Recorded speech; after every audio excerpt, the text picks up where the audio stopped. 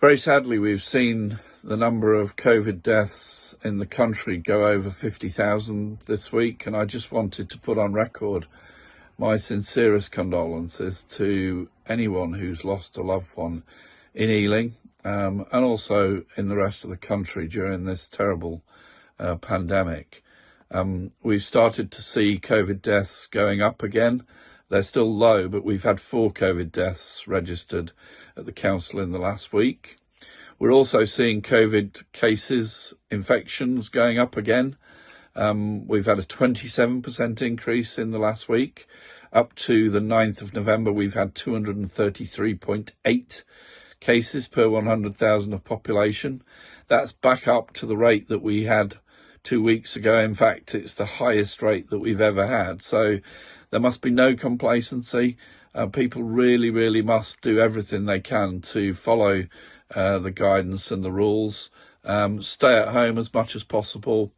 If you have symptoms, a high temperature, new continuous cough, loss of taste or smell, get a test and self-isolate.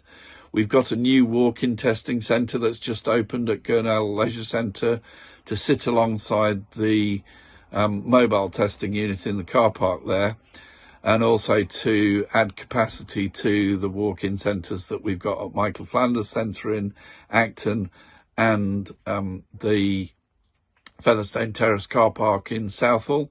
There is capacity locally for people to get a test, so please do get a test. And if you're positive, self-isolate. Even while you've got the symptoms, self-isolate, and people in your household should as well. Now, this week we've launched our own locally enhanced contact tracing team at the council to identify people who've come into contact with positive infected people that have not been contacted by the national contact tracing system. We're trying to use our local contacts and community languages to make contact with these people to stop the spread of the virus. So if you are contacted, please share your contacts with that contact tracing team. We've also expressed interest in rolling out the government's mass testing programme. It's important, given the rates of COVID cases in our borough, that we do that mass testing.